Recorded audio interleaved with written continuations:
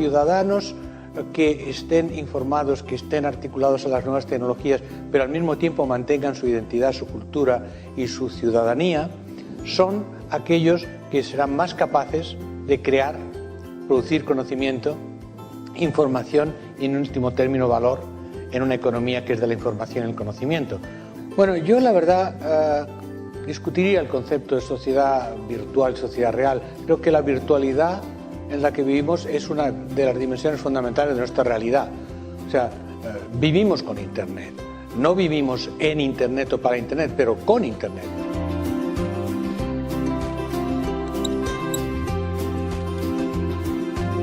We're in a moment of time in which our society is undergoing profound and prolonged change. Technological change, cultural change, economic change, political change, and education has to prepare kids not for the world that was, but the world that will be. The important aspects of the learning process that students need to learn is that it's social, it's connected, it's networked. It doesn't send the right message to students if we say, learn in social, connected ways, but I'll teach you in one way. So the importance of teaching together is that it gives students a multidimensional experience of knowledge. It teaches students the importance of being connected and collaborating with others in activities that we're involved in. What's different today, I think, is that the knowledge pieces are fragmenting more rapidly, and there's more fragments than there used to be.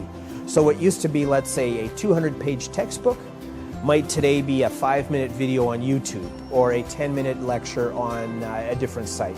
So the knowledge pieces are smaller now than they perhaps were in the past. But the interesting thing is once your knowledge pieces become smaller, there are more configurations available.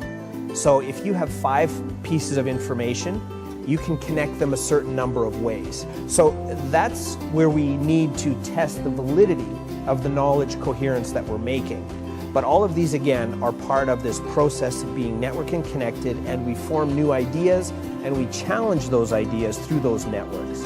In a classroom, you can have students start playing with video recordings and remixing videos, and you can teach them how to begin to learn or function in a social network that maybe includes students from other cities. Now, none of these things mean you have to change your curriculum yet. These are all systems that allow you to change the teaching and learning process.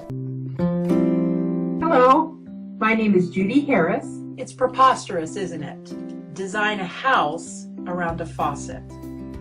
But in many ways, we've been asking teachers in many parts of the world to do something similar for about 25 years.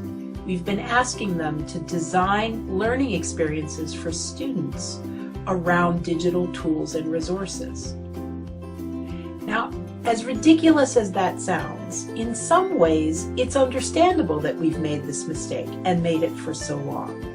These tools are incredibly powerful. They have enormous potential for helping students to learn even better and teachers to teach even better.